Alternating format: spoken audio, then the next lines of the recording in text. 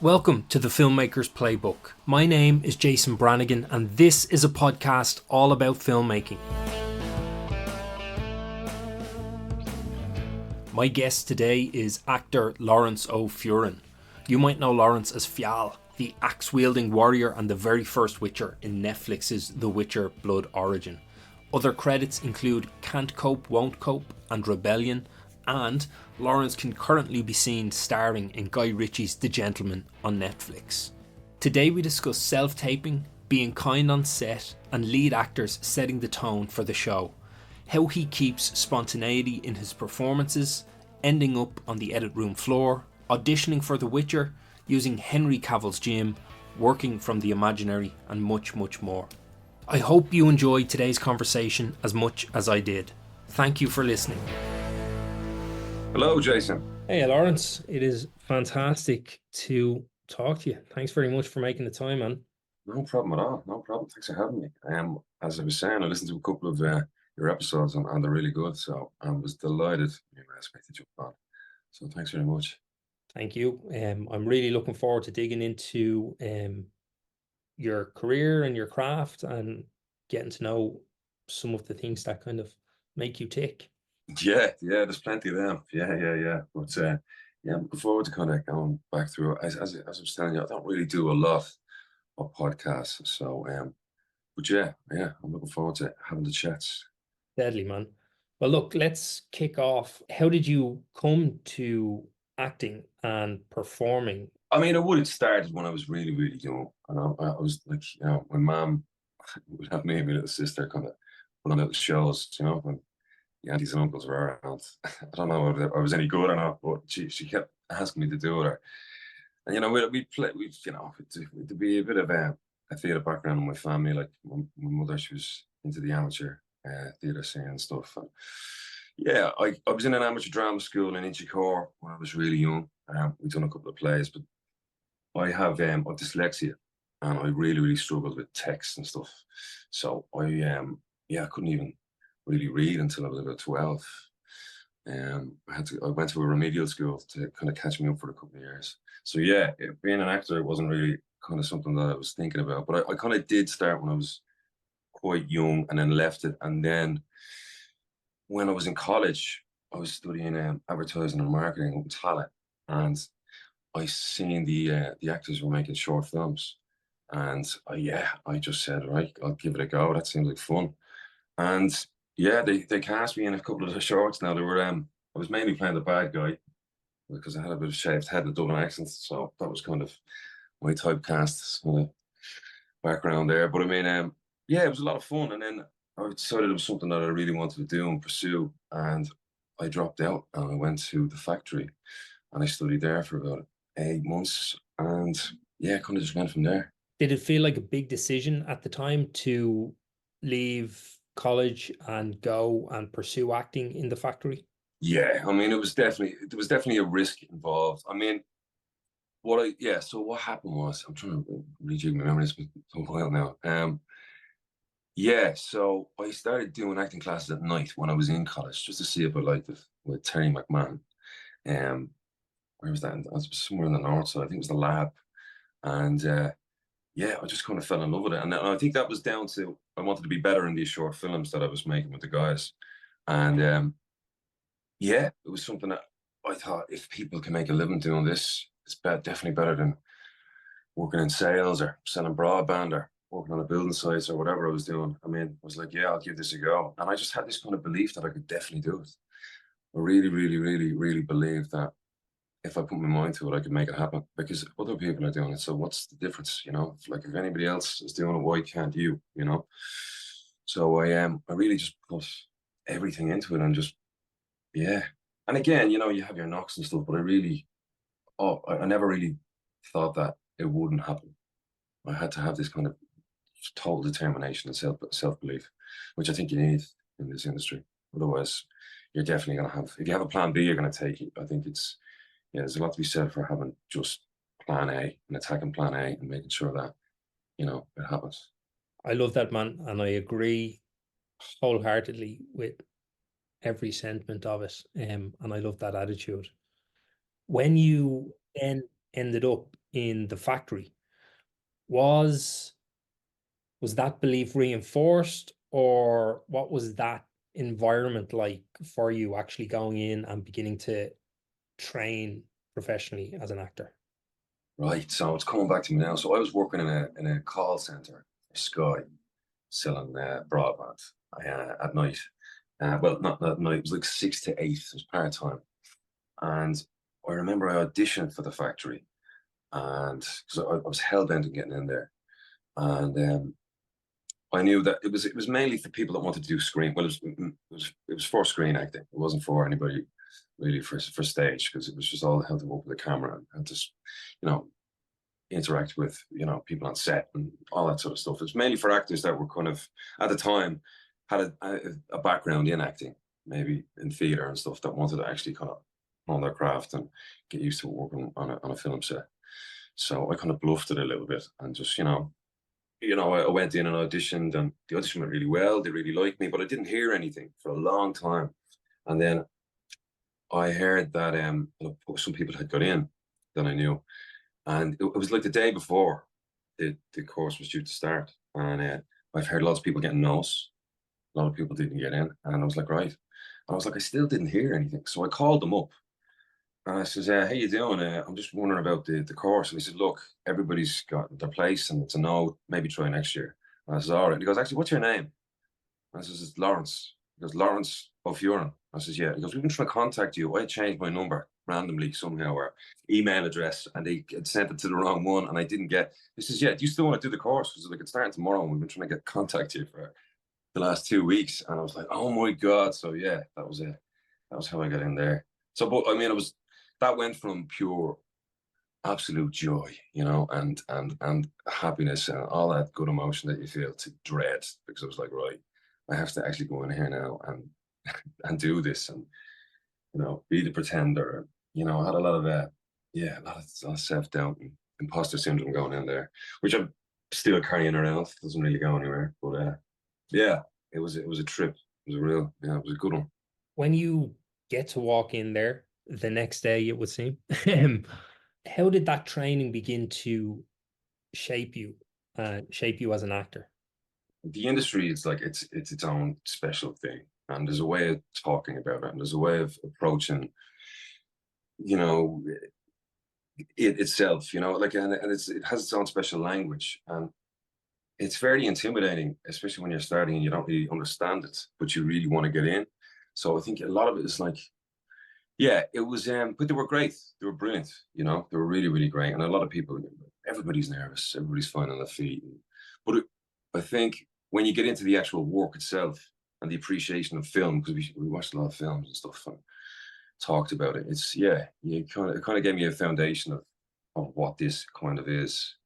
It was totally freeing, because you're not trying to get a job. We're all just in there because we love it and we want to explore what it is to create and you know play different characters. And it was great, because the pressure's off, in a sense, you know what I mean. And we were kind of just getting used to doing self tapes, and they taught you to do self tapes, and we'd help each other, and we'd watch each other's, and it was a very communal kind of experience, which is great, because you don't have that as an actor.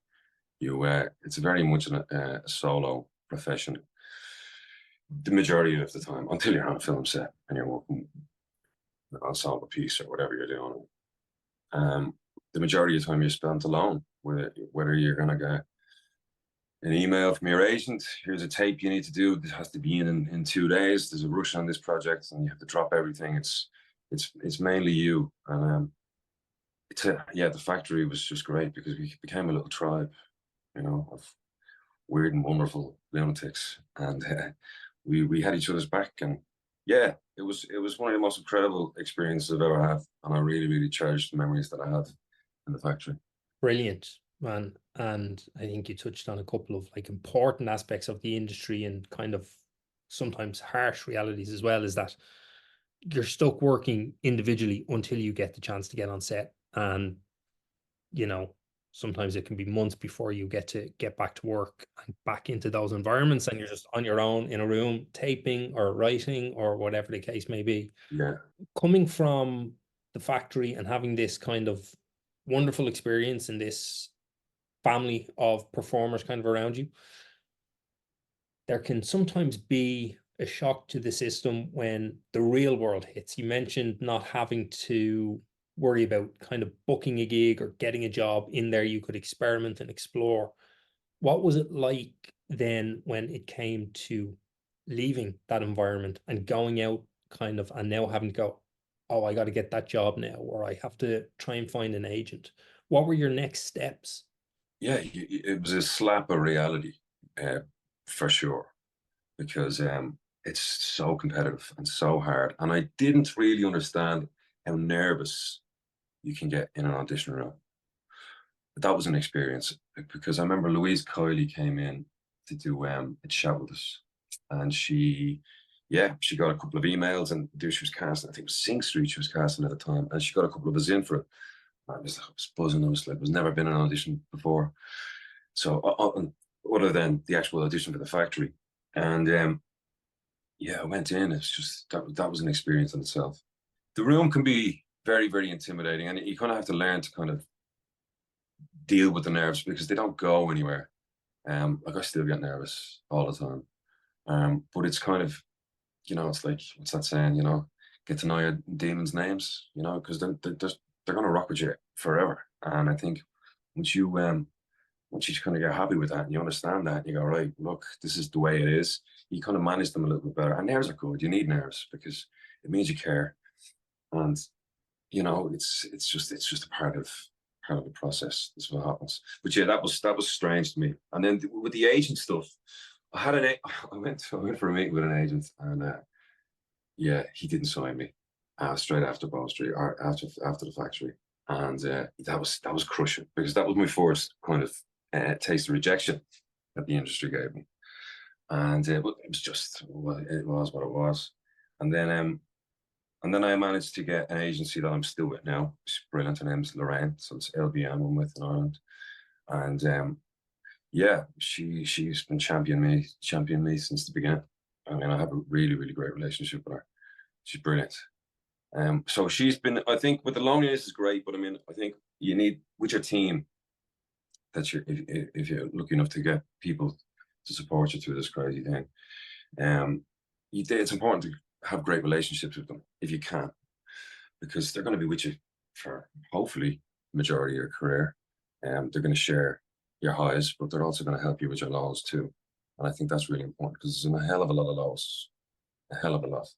And managing that and dealing with that is very, very important, because that is what it is. It's mainly rejection, mainly heartbreak, mainly a lot of hard work that you think is going out into the ether and it's never being seen, but it is.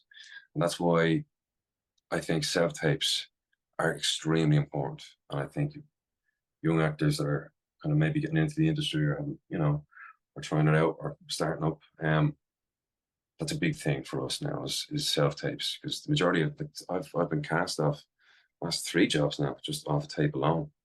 And I think you really need to fall in love with actually doing really, really good self-tapes, because they are being watched. And if they're, and that's good and bad, they are being watched, because you want to make sure that they're brilliant, because you can't book every job. Every job is not yours. It's like, but you can be seen, and you can be seen to be great, and you can seen to present great work, and you can do that through your self-tapes.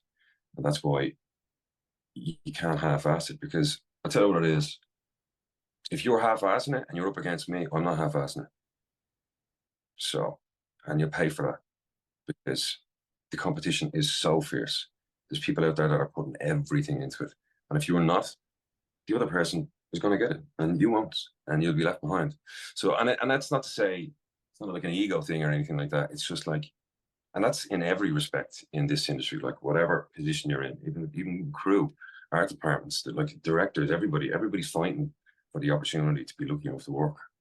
And yeah, you need to take that seriously, because it's I think it's one of the most toughest industries to actually survive in, because of the amount of people that want to do it, the oversaturation that we have of talent, number one, and yeah, just how ruthless it can be. And it's just taken as a given. It's just like, yeah, well, I mean, I've been on the floor with some of the stuff that has happened over the course of this crazy career. And but on the flip side, I've been on top of the fucking world. I've been like untouchable. Like, and I think you need them really, really real lows to experience and then mega highs, because, you know, I suppose that's what it is. It's just a big roller coaster, emotion and a break, you know. Totally. And I think you touched on a bunch of really interesting things and important things there. And I'm going to come back to them one by one, but just that idea of the highs sometimes only mean anything because of the lows. If you go in and you just end up with highs, more power to you, that's brilliant, but you may never really appreciate them until you've been at the bottom or experienced all of that. You can only really appreciate the sunshine when you've been in the rain.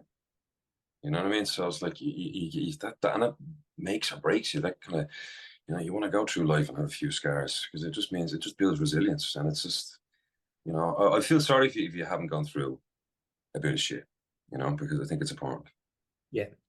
In talking about self-tapes, just because you brought them up there, may as well ask this question now. And I was curious about, you know, you're kind of learning how to self-tape when you're in the factory. I would imagine the self-tape you're doing then versus the self-tape you're doing now is different, because you will have learned your own processes and methods and things that work for you. And I was wondering, could you talk a little bit about maybe what has changed in your self-tape process, or just your approach to those self-tapes? Your process obviously gets fine-tuned in any profession. The more you do it, and the more you're obsessed with it, and the more you kind of mull it over in your head, and the more you do it, it's, you know, it's in the doing of it that you kind of learn, and it's helping people as well. I mean, I remember, you know, when we are starting out, I'd always offer to help you with the tape, because one, I wanted to see what you were going to do, and two, it's like, it's the collaboration of, okay, well, and I viewed it as work, because you're speaking about the piece, you're understanding it, you're understanding the rhythm of it, you kind of get to do it. Now you don't want to be a person that's like helping you tape and they think it's their tape, even though they're not on camera, you know, that's not helpful. But it's, again, it's the discussion of it, I think, is great. And it just keeps you busy. But the difference, I mean, I'm sure it's a big difference. You know, I think I'm definitely a little bit more confident when it comes to self tapes, because I've learned to really love them. I really do. I mean, when you get a piece in from anywhere, and initially I look at it and go, right, okay, what do I do? And I can slowly, it's like an onion. You kind of peel off the layers, and whatever material that they give you as well that comes along to tape, whether it be the script or just a bit of the synopsis of whatever character you're kind of looking at, or any background on the project. You kind of dive into that. It's great. What I do is, I have it. Yeah, I definitely have a method now. What I do is, once the tape comes in, I don't look at it for a couple of hours, and then I dive into it, and then I'll print off the sides. I'll read the script if there is a script. Sometimes there isn't, and I'll print off the sides, and I'll just go walk. I'll walk and walk and walk and walk, and read it and think and think. Because I have a little bit of ADHD, my brain goes crazy, and it's very hard to focus. But that's kind of good in a way, because when I look at something, I can kind of spin on a certain aspect of it, and I kind of look at it in a different way, and I come up with ideas. But then again, I need time to do all that stuff, because it does take me a long time to get into. Like, when I shoot the tape, that's the quickest bit of me working on a tape. It's like I'll shoot it in about 2 or 3 takes, because of the amount of work I put in before I get to put my camera up. And again, I don't really like wasting people's time when they're helping me. I like kind of like bang, bang, bang, and we have. And it's just the preparation then. But again, it's all consuming. It's like, I get a tape in, because I have a management team in the States who I've been with a couple of years now. He's great. His name's Brendan. And I have an agency over here in London as well. And yeah, tapes can come in left, right, and center, or else they can come in not at all, which is not what you want. But when they come in, sometimes they might come in on a Friday, and then they need it in on a Monday.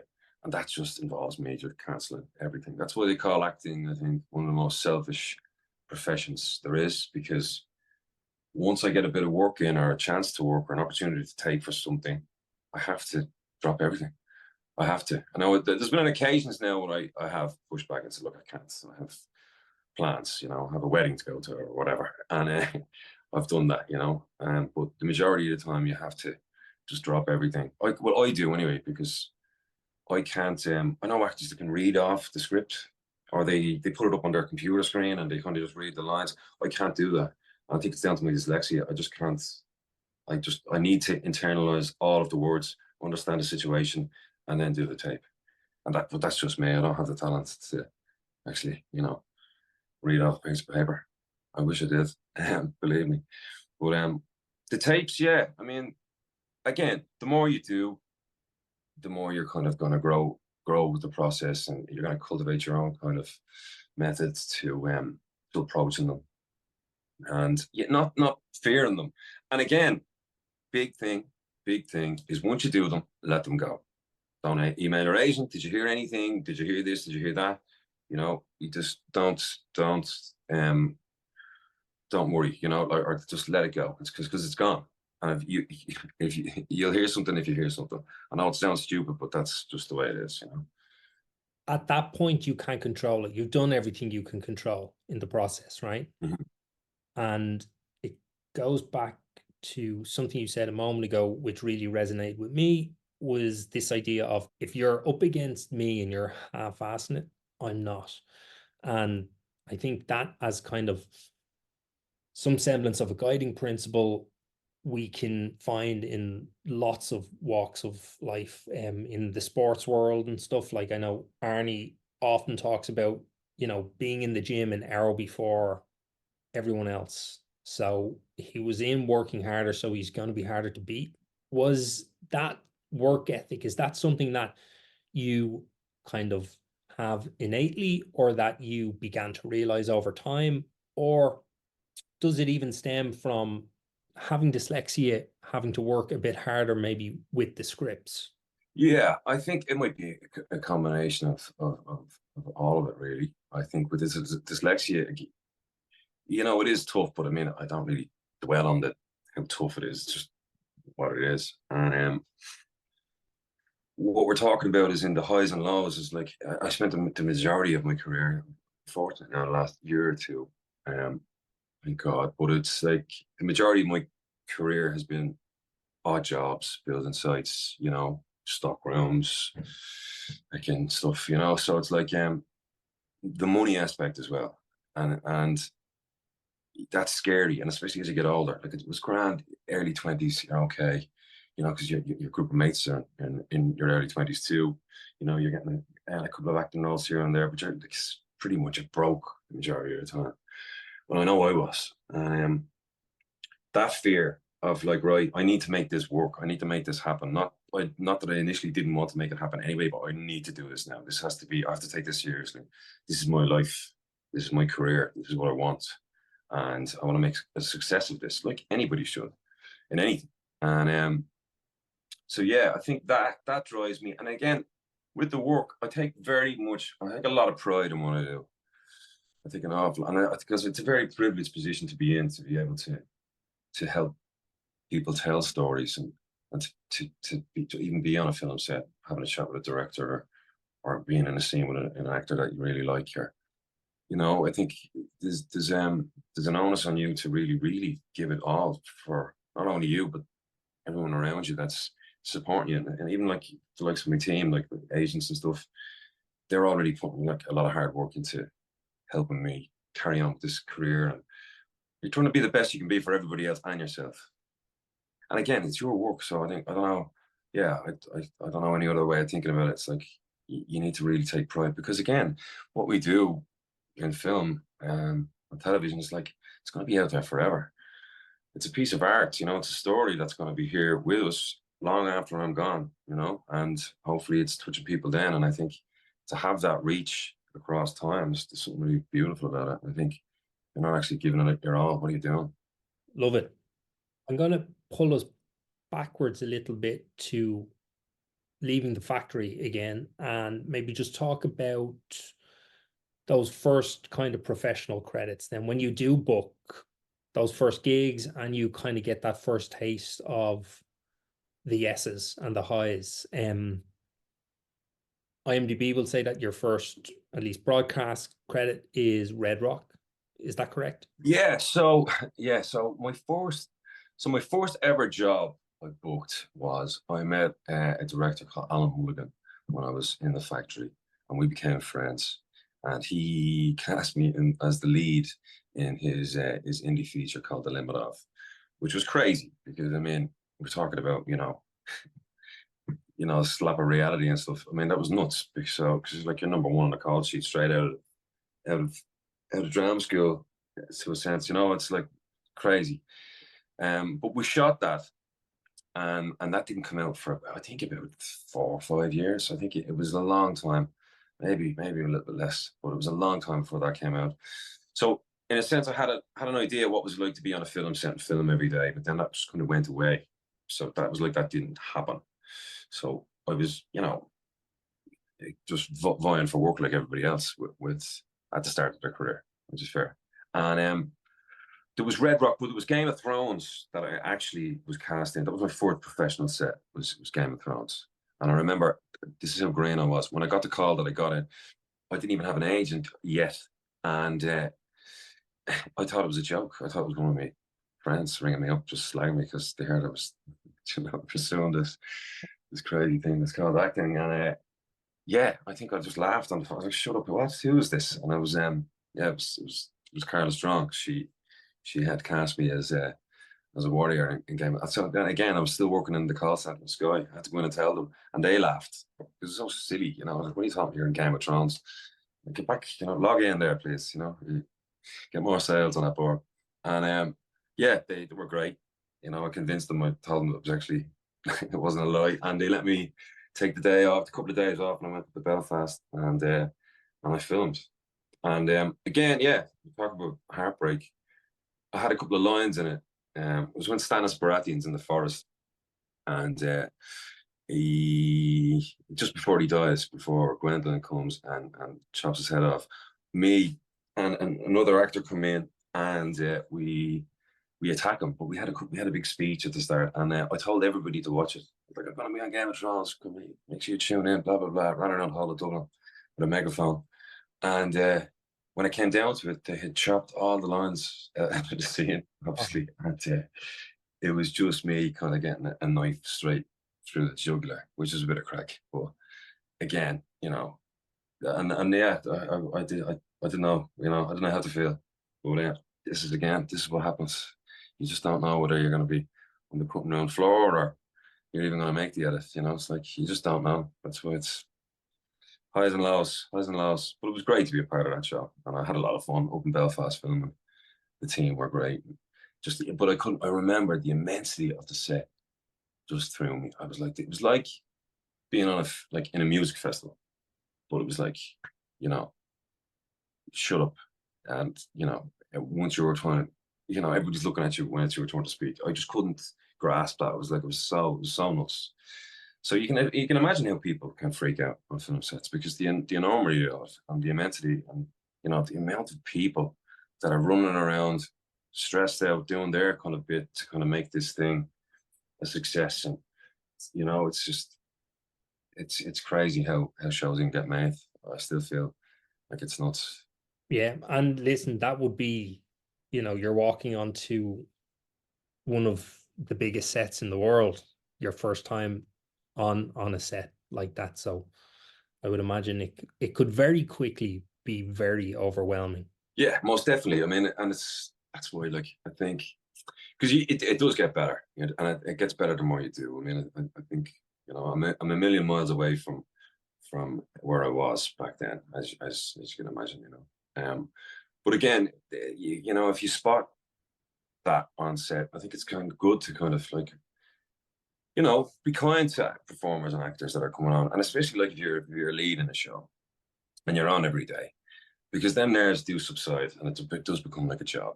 I used to have a little bit of anticipation and stuff for big scenes and stuff like that, but it's very, very tough. And I feel for actors coming on and doing one day, because or the actors that are coming in and out, because when you're coming in and out of a show, it's kind of like your first day again, even though it's not. You still have to kind of come to terms with, all right, okay, I'm coming back onto the set, I'm gonna get back into character, back into the flow. Whereas when you're there all the time, you can just kind of stay in it. It's a bit easier. So it's I think, especially when I was shooting Blood Origin, I spotted an actor struggling or anything like that, I go over and just try and make them feel a little bit at ease, or crack a few jokes and stuff like that, because it's important, because everybody wants to have a good time. And whoever you are, and you're standing on that film set, it's a win, because it's so hard to do. So you want to make sure people are having a good experience as well. You know what I mean? I think it's only right. It's brilliant to hear that is your approach and was your approach on Blood Origin. Because everyone has also been like, if you're one on the call sheet now, at some point you were that person, right? So, and it's really important, I think, to remember that as well, and remember your own experiences on those sets early doors. Yeah, I think with the credits and stuff, or with the number on the call sheet, I mean, that number is going to bounce up and down all the time. You still approach it the same way, But I think if you are number one, you do set a tone. If you're number three, you set a tone. If you're leading cast, the leading cast will always set a tone on a set. And I think it's important for you to set a good tone. Because I remember when I was working with Michelle Yeoh, she's a megastar, So I watched her behavior on set, and it was just exactly what you want from someone who's like leading the show. You want a captain of the ship that's treats everyone with respect, who's good to work with, and who's really, really up for it and really loves it. Because again, it's I keep saying that, but you're just so lucky to be there. So you want to make sure that you're kind of not be the best you can be. People have bad days and stuff, and I get it and stuff. But I think I haven't really experienced it a lot of people not being or being nasty on a film set. I think it might be, an old way of the business. I'm sure, there's exceptions and stuff, but I think it is getting better, because in my experience, people are fairly nice. Listen, I would agree with that as well. I've been very lucky and generally very positive experiences everywhere I went. Yeah. From those kind of early set experiences that you had, were there any big learning curves or big takeaways that you then began to carry forward into each next experience? Yeah. So I mean, each job you're picking up little different tools, and you definitely bring them on to the next one.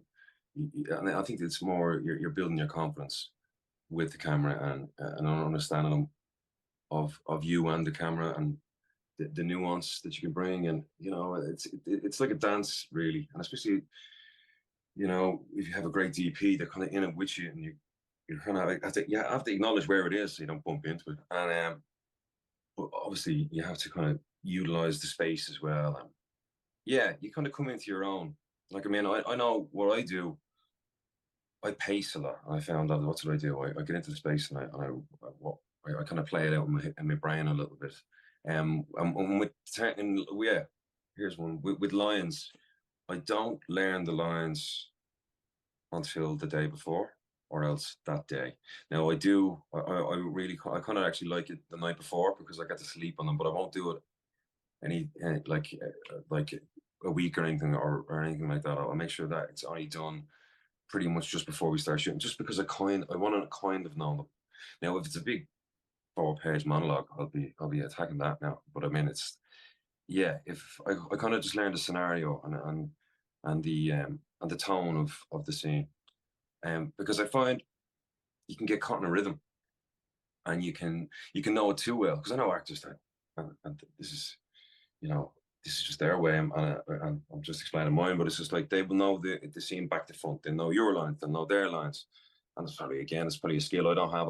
It's just, if you know them too well, I find me that I'll preempt what's happening, and the spontaneity a little bit is gone. So I kind of want to half know the lines, just so I'm really, really listening and I'm responding.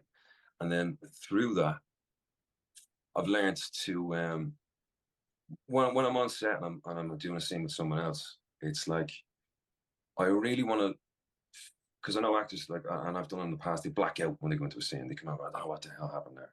That's not very useful to me, because I want to go into a scene and have you invoke some sort of emotion in me, and then when we go back into the next one, I want to go, all right, well, that was interesting, because we have that.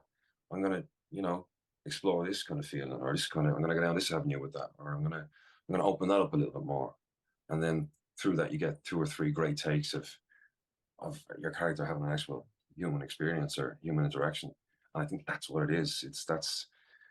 That's the magic of what we do. We want to see a character that's actually experiencing life. And I think if you go in and you know exactly what it is, and you want to hit this tone over and over again, and it's not working, you're not doing what you wanted to do. It's like it becomes its own thing, and you kind of have to let go and let that happen, because then you can't, yeah, you can't recreate whatever you have in your brain. Because again, you walk onto a film set, and the director, he or she, will want to, film it a certain way. And if you haven't, like, if you have the whole thing mapped out in your head, exactly how you're going to do it, you're going to lift here, this, blah, blah, blah.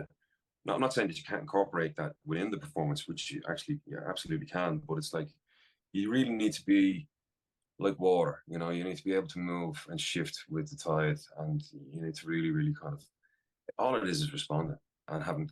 But that's, again, it's just building confidence. You need to be going into the unknown, knowing that that's okay, and allowing yourself to fall. Because if you are lucky enough to be cast and you're there, they trust you, and they want you to kind of be bold.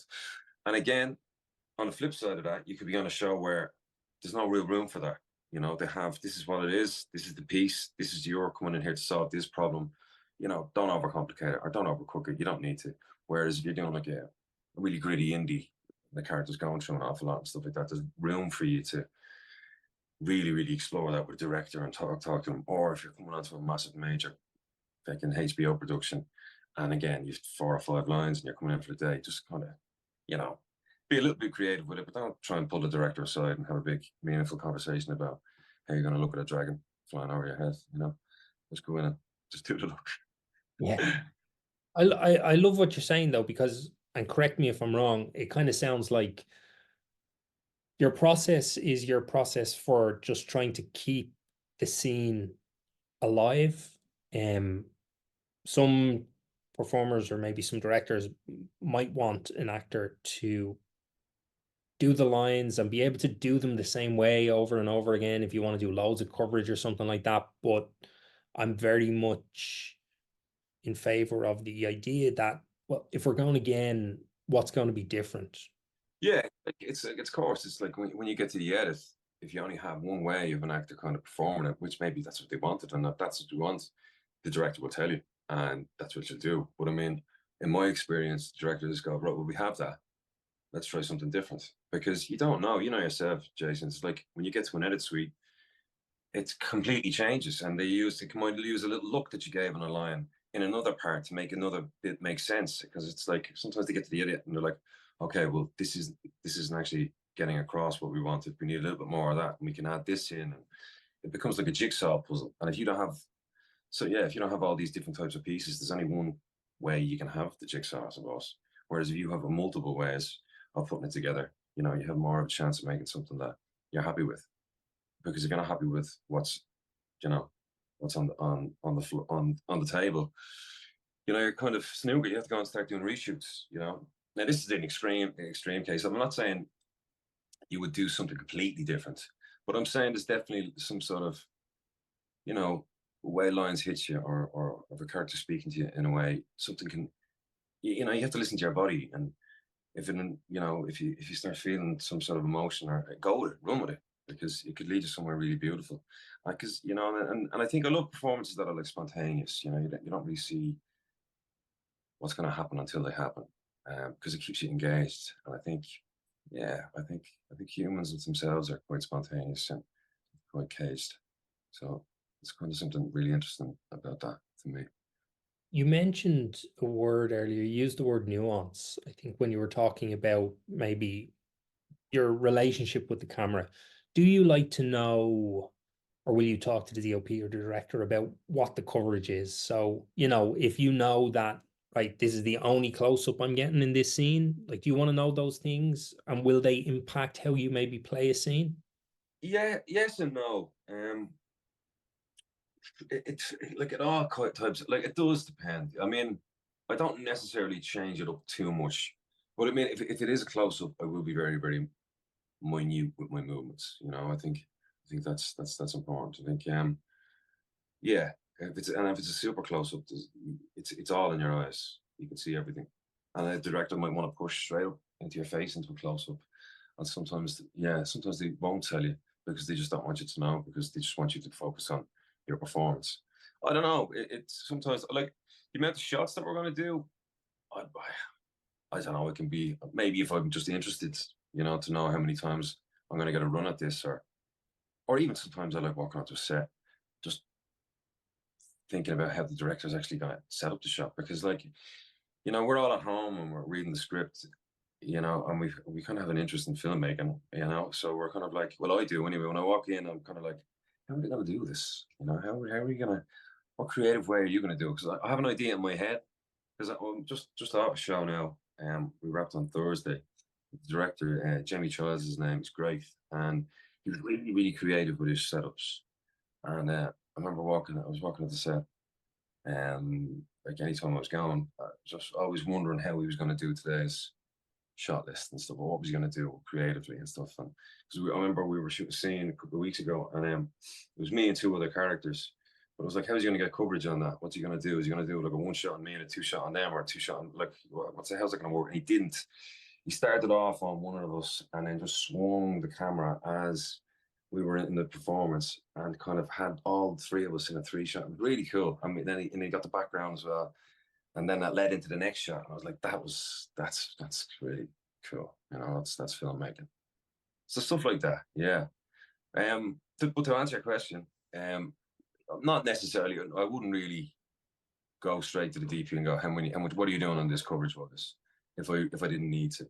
My main focus is kind of just, the performance and working out the scene, and then working out in the space. But again, if I want to know how many runs I get, how much they're allowing me to kind of explore this kind of scene, I'll ask. Post kind of Game of Thrones, Red Rock, you've done a bunch of great work. Shows like Rebellion, Can't Cope, Won't Cope, Vikings, The Secret Scripture, which is a feature.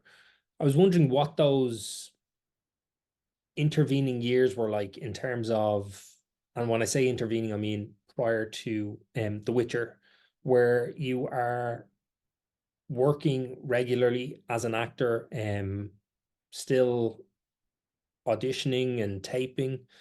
Were you able to like pack in the day job at this stage and go full tilt and focus solely on being a performer? Absolutely not. Not a hope in hell. No, no, no. That was I was still picking up odd jobs from my mates, labouring on building sites, or I was working in stock rooms. I was working at Brown Thomas. I was working everywhere, anywhere I could get paid.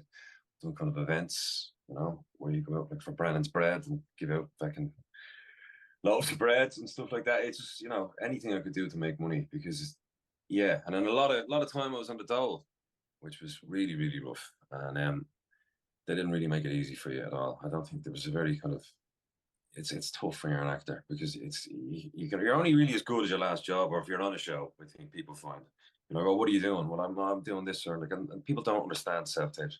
Oh, well, I'm doing a couple of self tapes. Like, what are they? Are you in? Are you in Love Hate? No. Well, then you're not an actor. And again, with the auditions, each and every one of them credits, like I maybe only filmed for about a week, or maybe two. Can't Cope, Won't Cope as well. Now that was great. It was with Kathy Brady and Shanika, like Nika, God rest her. That was just the crack, because they were like my mates, you know what I mean. So that was great, but that was the biggest kind of stint I had on anything in that kind of interim time. But then again, yeah, and then it went really, really cold for a while. And I'll tell you this story. It was lockdown, and I had auditioned for Normal People, and we went and we filmed it. It was great. And we filmed in Trinity College and stuff. And yeah, it had an amazing time on that. And then the producer, about 2 weeks before the show aired, the producer got in touch with me and says, "Look, we've talked about this, the heartbreak stuff in this business, and the scenes aren't making the show. We have to kind of we have to cut your character out." And I was like, "Why?" Obviously, first of all, you're thinking that I'm terrible. I'm never going to work again. I'm just, the performance is just muck, and what am I doing, and blah blah blah. But yeah, there was just a beat that my character wasn't needed for, and that's what it is. It's fair enough. You're bringing that beat to the storyline, and if it's not working, they take it out. It's nothing personal.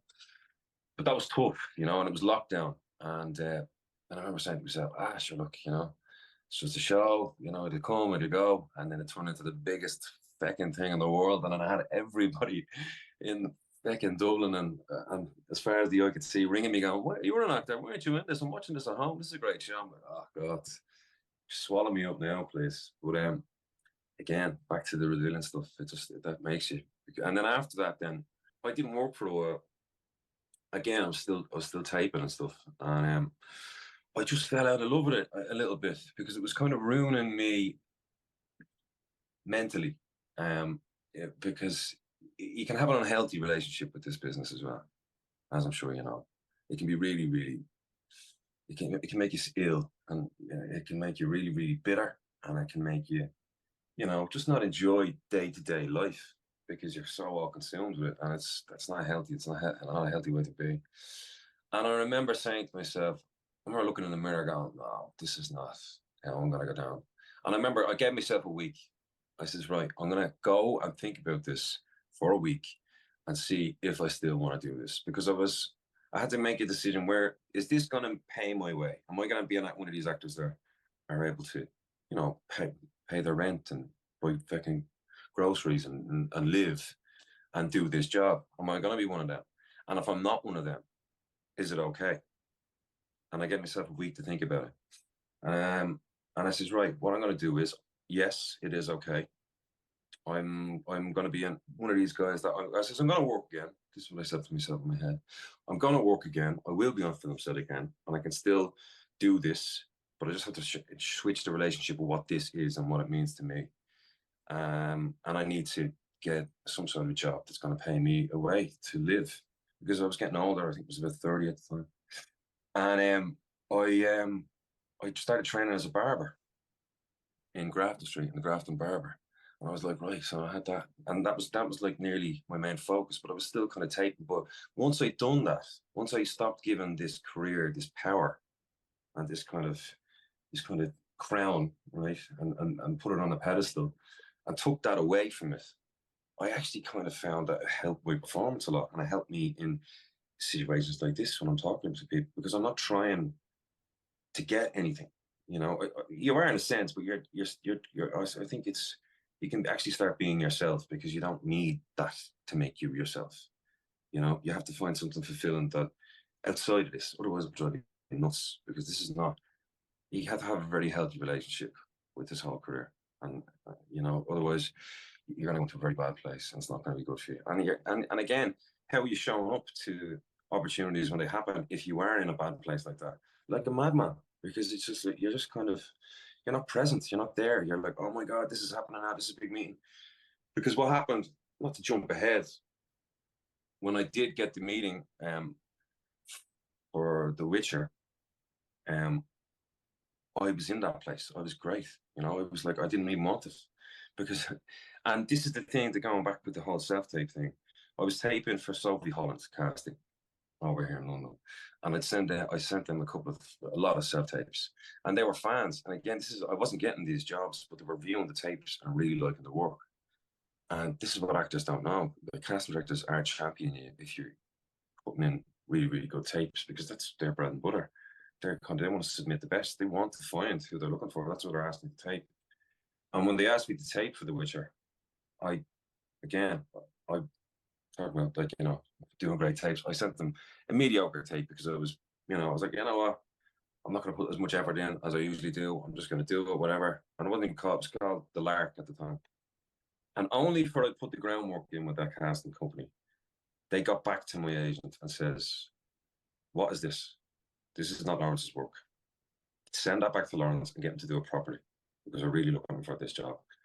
And my agent did. And I was like, okay, right. So I went and redid the tape. And then, yeah, that was the beginning of how I was due to get cast in The Witcher. Okay, so first and foremost, Yeah. I would like to say thank you so much for sharing that experience, because I think it is a part of the industry that is painfully true for lots of people. And people don't always speak very openly maybe about those low moments. Lots of what you said resonate with me personally. I recently had this kind of aha moment, I guess, where I can't remember where I read it or what it was, but it was about the idea of competition. And in some sense, directors are competing with each other, actors are competing with each other, but we're also not, I think. And this thing that I read was, if you think of a self-tape as competition, the minute you go to make that tape, you're creating to a standard that you have imagined in your mind, and you are kind of boxing yourself off from this vast canvas of things you could do. And for me, I think as a director, when I read it, something clicked, and I was like, oh yeah, no, none of it's a competition. And it was also one of the most freeing kind of moments of my career, because it's like, I can't even explain it. I can't explain what it did or what it unlocked, but it was just a revelation. And um so yeah, look, thank you for sharing that. And I'm so happy to hear that you at least got the call about Yeah, out of normal people as well. of course. Yeah, yeah, yeah. I mean, they were great. I mean, I like it was obviously tough, and especially initially. But I mean, this is just this is the way it is. This is the business, and you just really. That's what I'm saying to people, that you really, really kind of have to not take things so personally with this, because you're not getting cast. I mean, it could come down to you just look like someone else that's already been cast. And then it gets down to, like, it's not, and then at the very end, it gets down to, it doesn't even get down to performance. It just gets down to who can slot into this and make this look, or maybe you have a relationship with a director already, and or maybe the other person does, and your tape is just as good. And it's just I think the best advice I've got is just, it wasn't for you. Everybody has their job out there for them. And again, it's like, and it's their job, but it's to touch on what you've just said. It's not a competition. It really isn't. And if it's not a competition, it's not a competition unless you make it a competition. If you make it a competition, and then you're going to have a horrible, horrible time, because there's always someone else doing better than you. And if you're that way inclined, you're going to think that anyway. And that's not a good, healthy place to be in. The only person you should be in competition with is yourself. That's it. You should be, are you doing the best you can do? Can you do it better? Do it better. Do you need to learn this? You need to learn that. Do you need to work on this? Work on that. You need to watch this, work on this. Like, it's just self-improvement constantly, and that's in anything. But if you make this a competition, and then again, it's giving other people power in your head, and like, there's not enough space in your brain for negativity like that. You shouldn't really be dwelling on anybody else other than yourself in a healthy way. Do you Yeah, know what I mean? totally, man. The self-tape for The Witcher, I love that as well, that Sophie Holland casting were able to come back and go, no, he can do better. Mm-hmm. Um, Yeah, yeah. I mean, yeah, they were great. They're really, really great.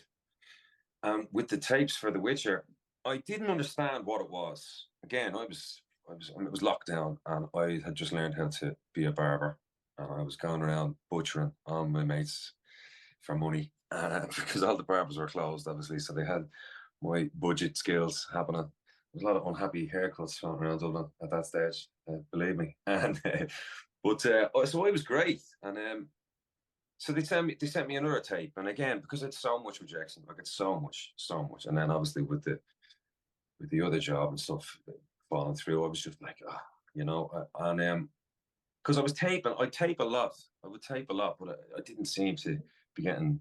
I was doing, but what I was doing, I actually was doing the groundwork, and I'm kind of the fruits of that. I'll tell you now after I finish this.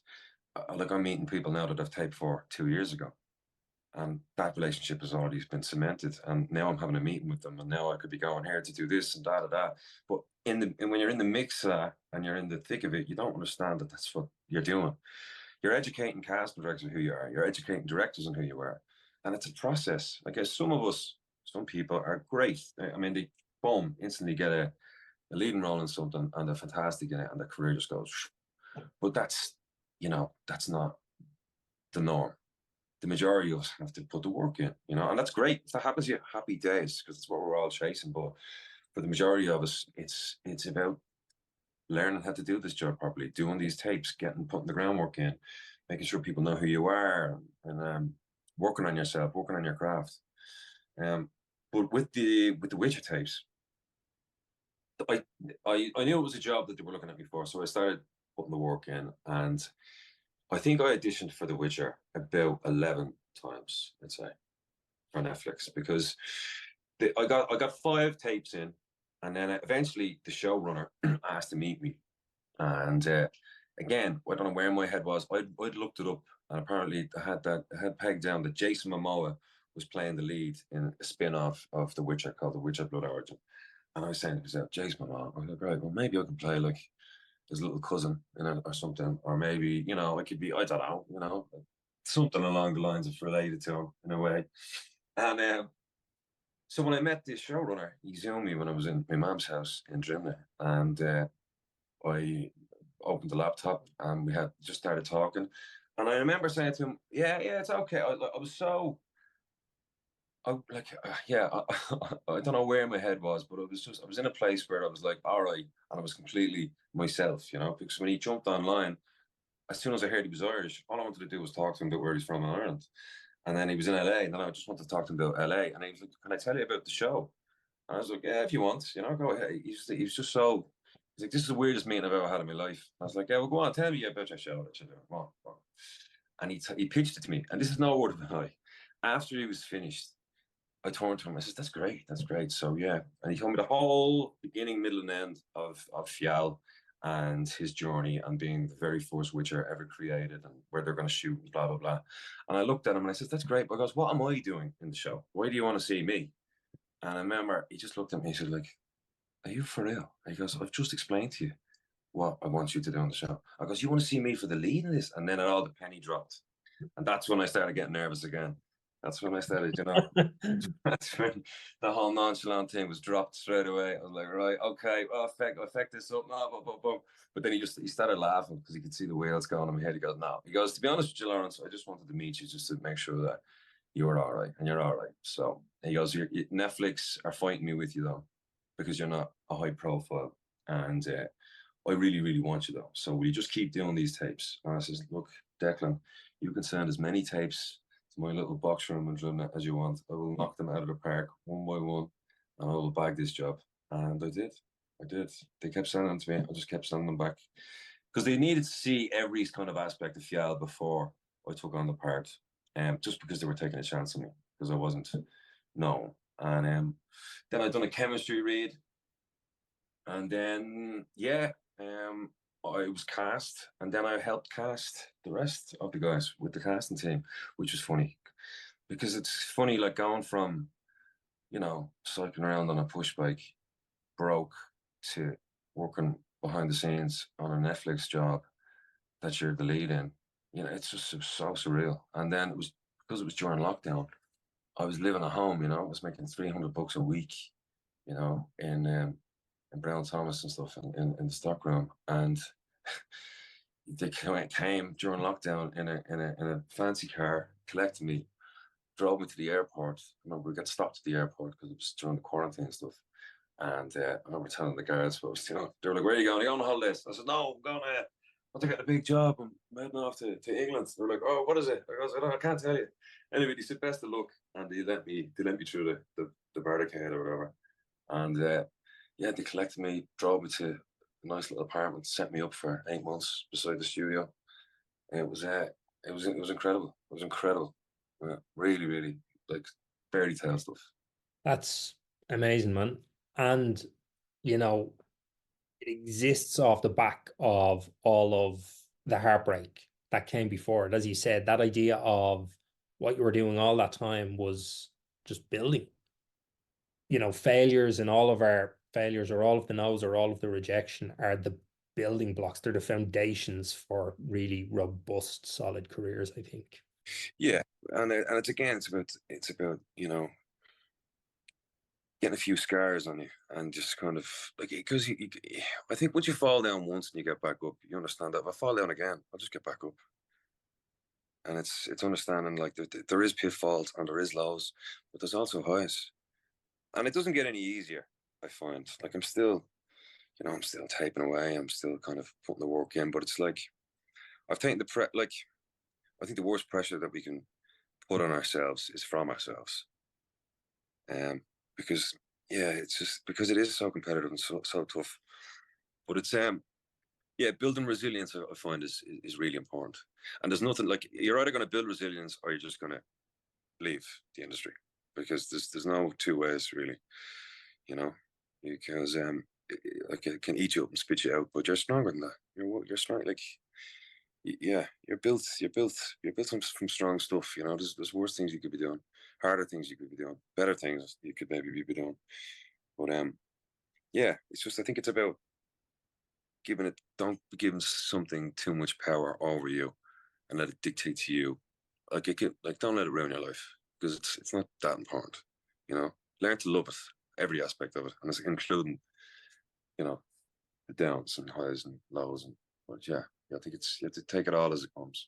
With the Witcher, with the Blood Origin news and you actually getting that gig, what was that like, when it came to actually getting to tell family and friends, no more bad haircuts, I'm off for 8 months? Yeah, yeah. Better than the one I have now. It was incredible. Like again, it was locked down. Everybody was locked up inside. But these tapes were keeping my house and because I was living at home with my mum and dad, and it just kept a bit of electricity in the home. You know, we were like, "Oh, let's get another one." Okay, right, and we're back in it because, like, I had my dad help me tape and stuff, and reading lines, and my mum as well. It was a communal effort in the house in Drimnagh to kind of help me get this part, And then I remember when I got it, we had a Zoom party. So because the casting were so hell bent on getting me the part, because they were great, they jumped on the Zoom. My agents jumped on the Zoom. With me, my mum, my dad sat at home. We jumped on the Zoom, and we all had a glass of wine, and just toasted to the gig because we knew it was going to be life changing. Now it hasn't, it definitely has changed a lot for me. We thought it was going to be, a little bit different, but it definitely has changed the landscape in a sense of the work that's coming in for me, which has been great, But yeah, we were in the house in Germany. We all toasted because it was just such a buzz, such a buzz. Yeah, and I think that's the career as well is great, because I think it gives me family kind of a bit of an uplifting kind of feeling, especially through times we're all living through now. It's kind of great to you have this coming out, or you're on the TV, or you're on Netflix again, and it's great. It's something that it's a gift. I love it so much, and I'm very very very very lucky. And it's so important to actually mark and celebrate those wins, I think, when they come in whatever way people like to celebrate, but that's great, man. Yeah, you go through like a roller coaster of emotion. So I got it. We're on the couch. Everybody's having the crack, glass of wine. All the tapes are done. Netflix have signed off me. Very happy. And then I woke up the next morning and I got sick. And because I was so nervous. I was like, oh my God, I have to do this now.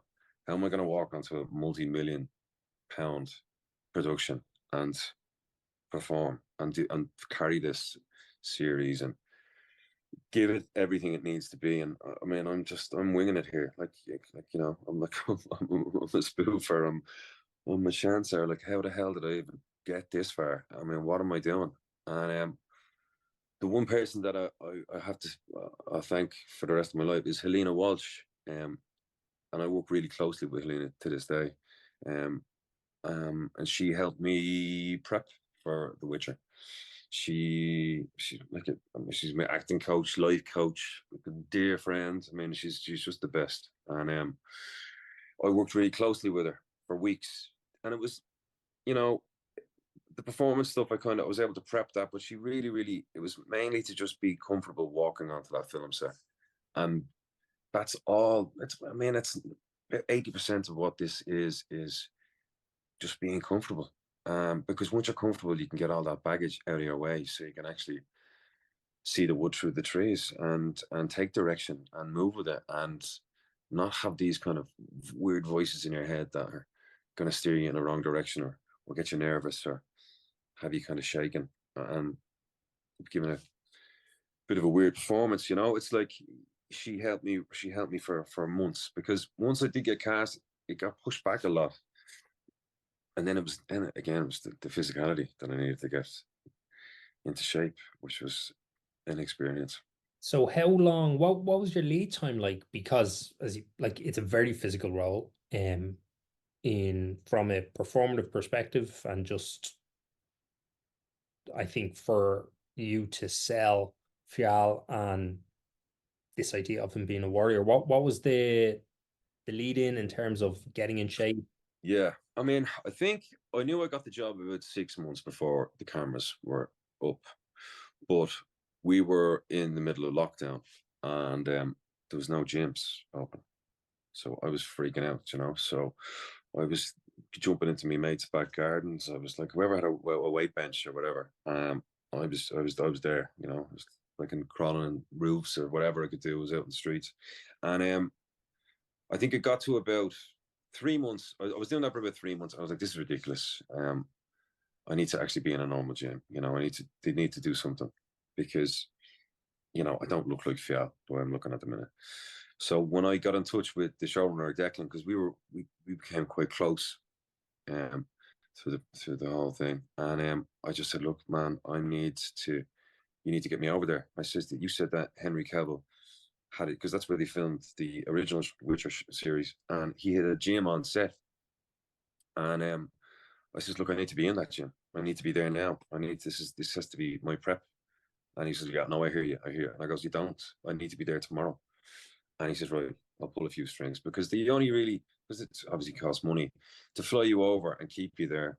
They only necessarily will do that when you're going to start filming.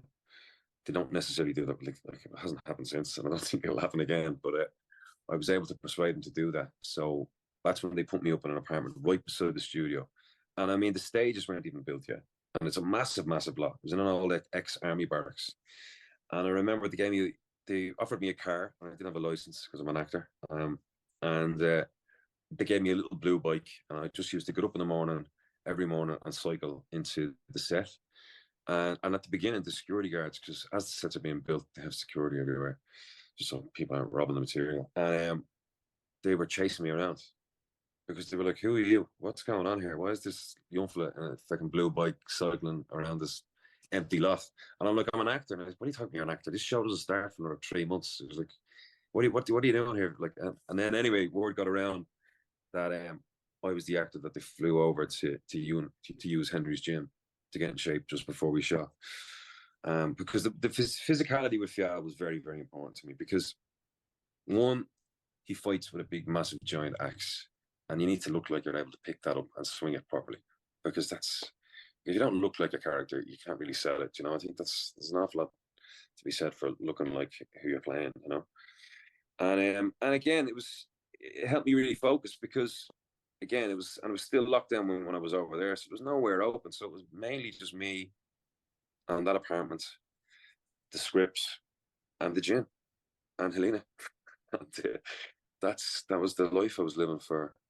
I think I was over there for about 8 or 9 months.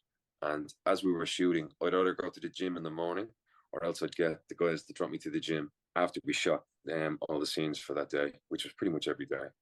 And I'd do an hour session and come home and just die. And that was how I was living. But it was so enjoyable. I loved every minute of it. It was great.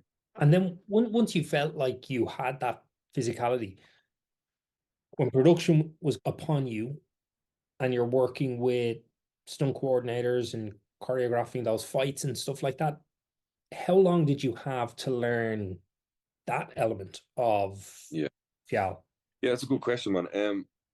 So they flew me over about 3 months before we started shooting, and about 6 weeks before we started shooting, they gave us they sent us to a boot camp, and I worked with the stunt team, and I was just in with them. And again, because they trained in the studio, so because I was living right beside the studio, again onto the blue bike, I would cycle over, I'd train with the lads all day, and then I'd cycle over to this is grass, like remembering all this.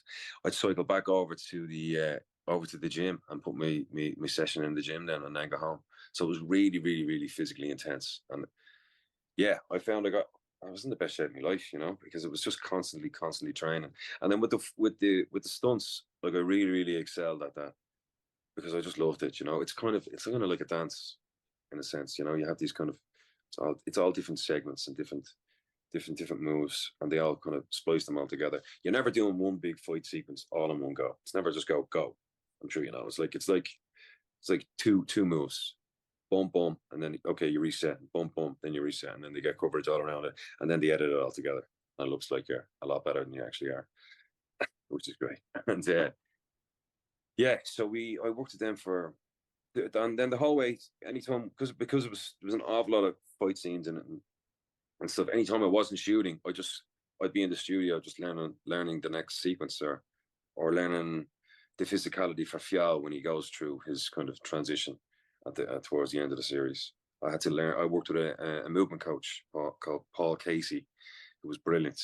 He kind of went through the motions with me about, you know, what it'd be like for this kind of this to happen and how you think that would affect the body. And I mean, with The Witcher, I have to say it was like an academy for action acting, if that makes sense. There was so much horse riding I needed to learn.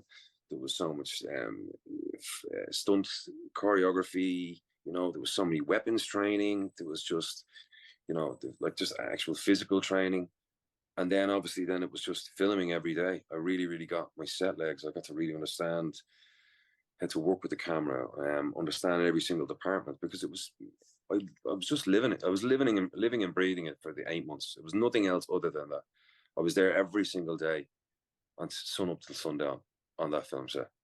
Like it was like the film set cat, you know. It was like anywhere, yeah. I'd just be hanging around somewhere all the time, or else, you know, having a chat about what we were going to film next week. It was just I lived and breathed it, and I think that really, really helped me to become Fjall and to be really comfortable in his skin and his ears, which aren't too different to mine. And that's probably why I got cast. But yeah, it was just one of the best things ever. I don't know how I can describe it better than that. It was it was a good buzz. You mentioned the transformation in episode 3, and one of the Yeah, things that struck me about that in terms of your performance, the physicality and what you're doing with your body in that moment. And as I watched, I was wondering how many takes you maybe had to do of that, because I think as a performer, some people maybe think that you just piece of cake, you do it, you stop, someone calls cut, you walk away. But I wish. the physiological effects of that are going to stay in your body long after someone calls cut. And I was wondering how you maybe manage that aspect of acting. Now, specifically that scene, but again, if it's something that's like very highly emotional, I think that will still also live with you after someone is called cut. Yeah. So I'll answer that in two parts. I remember there was a scene. See, this is why when I'm working on, I will always live in the imaginary, and I'll always, and this is the work I do with Helena. I'll always build belief within the story and within the realm, and use the script as my Bible, and all the answers are in there. I'll very, very, very, very rarely will use something from my personal life to get me into an emotional state, because I don't feel a need to. I think the emotional work that or the imaginary work that I do seems to serve me just as good, and it's a little more healthier because you can drop it because it's imaginary. I did once bring in some material from home for a scene I shot for a film. It was a very emotional scene with me and my mother in it, and I burst into tears, and I had to run into the next room, and because what's going to happen is you could shoot that scene, and then you have to shoot another scene straight after because you have the location, and that could be at the very beginning of the film, and it's very hard, and that's when the character's probably happy, and it's very, very hard for you to transition in and get, you know, and get rid of it, and even besides the work aspect of that, it's like, do you really need to relive these kind of horrible kind of memories or very sad memories, and because you have to go home at the end of the night, you have to go sleep, you have to go back to the real world. And I think once you build belief within the story and really, really, really, really put effort into building that belief, your body will react and respond to that, because that's what your body's made to do. It's like when you put on a VR headset and you're falling down a cliff, your body's going, oh shit, we're falling down a cliff. It's pretty much the same thing when it comes down to the imagination work, and it's healthier. Now, with the scene with Fjall, I remember it so well, with he's being tied to the ground and we're inside a cave, which the art department actually built a cave, which I couldn't believe. It smelled like a cave. It was great. The only thing was I had no top on during that scene, and that's all crushed rock and gravel. And the way that was a shot with a top shot looking down, and there was no way they could put mats down. And even when they were shooting around, they couldn't put mats down. And we tried it once or twice with the characters, because they have to push Fjall down to the ground, and Fjall is freaking out, and he's really, really he's aggressive. Like, he's after taking the elixir, and he's losing his mind, and it wasn't really working because they didn't want to hurt me. And then I just had to call it. I says, look, I'm gonna get out of this cave. Okay, this is what my character's gonna do now, and I'm gonna go through each and every single one of you if I need to. I goes, you grab me and you throw me on that ground, or else I'm gonna, something will happen or whatever. I said today. I said, this is what this needs to be. And that's what happened. And that made it real. Now, the only thing for me was I had to keep getting slammed back down to that ground, onto that gravel, over and over and over and over and over again. And it was really tough. I was ripped to pieces. My legs were all ripped. But I mean, you need to kind of suffer a little bit for it, Otherwise, it's not going to look as good. It's only skin. It's going to heal. So what I done was I just kept having Epsom bath salts, and plasters and stuff like that. You know what I mean? It was it was a tough scene to shoot, but I don't know. I don't mind going a little bit of the extra mile as long as it looks good. As long as, like, I'm gonna break an arm, or as long as I can go to work the next day and shoot, I don't mind a bit of pain. But that was a rough one. That was a rough few days. And then not only that, when we had it done, the director, Vicky Jewson, she's a good mate of mine now. She came back to me and she was like, look, Laurence, I goes, I know what you're going to tell me. She goes, yeah. I says, we need to do a couple more shots of the cave scene. She says, yeah. I said, right, okay. So we had to go back and do it. But I was happy with how it looked. I thought it looked great. So, but yeah, very, very sore back. But what are you going to do? You mentioned you were happy with how it looked. So I guess that kind of segues maybe into question I'm curious on is, do you watch your own work? Did you watch the series back? Some actors will, some won't. Where do you stand? I don't understand actors that don't watch their work back. I respect it, and they don't want to do that. That's okay. But I mean, I have an interest in what the director or the filmmaker like has done. I have an interest in how they've all put it together. Like, I'm just as as a member of the audience who was there watching it being made. I mean, I find it fascinating. I mean, I don't know. I don't get it. I will always watch it back, and I'll always watch it back once, because if I start watching it more than once, if I watch it, and I have done, if I watch it more than once, I'll start picking holes. And I think my rule is now, once I watch it once and I'm happy, that's what I stay with, because I'm happy with that.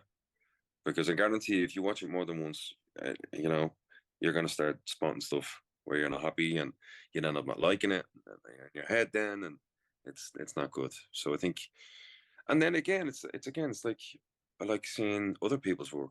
I like when I was sometimes you're in the scene and you're not looking at another character and they're doing their thing. And then when you watch the show, you see what they were doing. Yeah. And then it's just appreciating everybody's work, and seeing how the set looks on screen when it's on the TV. And yeah, I don't know. I'll always want to watch it, always. But I'll only want to watch mine once, though. And you're watching from the perspective of being an audience member and experiencing it, as opposed to watching it with a critical eye going, oh, I should have changed something, or do you still learn in that process, but without kind of deep diving into all of the things you would fix?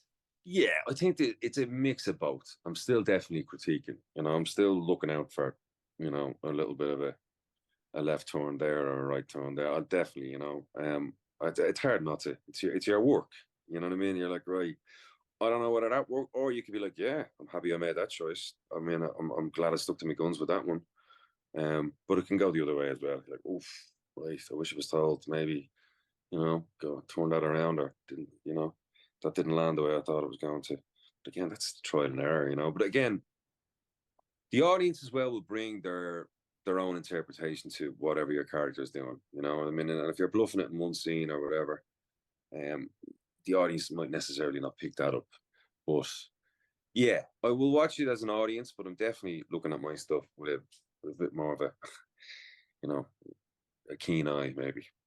So, in terms of, and not just The Witcher Blood Origin, but I'm kind of curious in that because you mentioned having that Zoom with Declan DeBarra, the showrunner, Yeah. him going to bat for you in one sense, and really wanting you and kind of pushing for you. That may have shaped your overall experience of the show as well, having that relationship. But when it comes to being an actor and walking onto a set, are there any common denominators that seem to make up positive experiences? Or what have your best acting or on-set experiences been? Best experiences on set. To contextualize that question a little bit, is I often think of a director's job as kind of being a facilitator, right? And it's your job to create an environment in which everyone else feels free and safe to create and collaborate. So I'm always curious about what has worked for other artists in the past, or what things have maybe contributed to them doing what they consider maybe their best work. Yeah, I mean, there's one thing that springs to mind. I remember I was shooting a film in Galway, and I was shooting a scene with Stephen Dorff, and the I'm in the scene, and I'm just I'm in my head too much, and I was fairly new as well, And I remember I looked towards the director, and the director's kind of pulling his hair out, and I freaked out. I really, really lost it, And anyway, we finished the scene, and I walked into a room and I had a panic attack. And I've only ever had one panic attack in my life, ever. And I had a panic attack, and I remember falling into the chair, and I was shaking. I was cold sweats. It was awful. And I remember going up to him, and I asked him. I said, "Look, you were pulling your hair out. What's going on?" And he says, "Well, what are you talking about?" He says, "I looked at you. I don't think you're happy." And he started laughing, and he just pulled me aside. He says, "Look, Laurence, I'm a director, right? And you have no idea how many fires I am putting out at the minute. I'm thinking about locations. I'm thinking about budget. I'm thinking about actors. I'm thinking about da, da, da, da, da, da, da." He goes, "This is a highly, highly stressful job." He goes, "You cannot read into any body language that I'm giving them when I'm on a set, because it's not about you, you know." And that was kind of, for me, it was kind of a realization of going, I have to stop looking for positive reinforcement from a director constantly, because there's so much on his or her plate. They're dealing with so much more stuff. As you know, it's like, it's to make a movie and to be the captain of a ship like that, the pressure must be just immense, and because everybody is looking to you for answers all the time, and then you have these mad bunch of actors that are looking to you for a positive response to what they're doing, and they need that. They do need it, because especially when you're film acting, we don't have an audience. We're not gauging off uh, like, bums on seats. We don't have that, or what we are doing is we're playing to the camera, and who's looking at that camera more intently than anybody else is the director. It's we and even if it's a nod, and then that's again the whole thing with trust. Once you trust your director that they're not going to let you fall, or if they're not happy, they will tell you, and you will get it right. But to go back to what you were asking there, the advice, I took that with me. It's just like, yeah, just do the work, go in and do it, present it, and if it's not correct, you'll hear about it, and if it is, and you don't hear anything, don't worry about it, because you can create all this kind of stories in your head that just aren't true, and it's down to your nervous system freaking out because you're just so on high alert that you can kind of gravitate to any of these kind of negative thoughts that put you in this spin, and then that just gets in the way of what you're trying to do. And in a sense, you don't enjoy the day. I mean, we fight so hard to be on a film set. We fight so hard to be part of a team who are telling an amazing story. To go to that set and just have a horrible day of just anxiety and panic, and it's a waste, you know. But again, it's trial and error. It takes you a while to get to that place, to get rid of that, you know. And it happens, you know. I still get nervous and stuff, but it's like, yeah, you just find ways of dealing with that.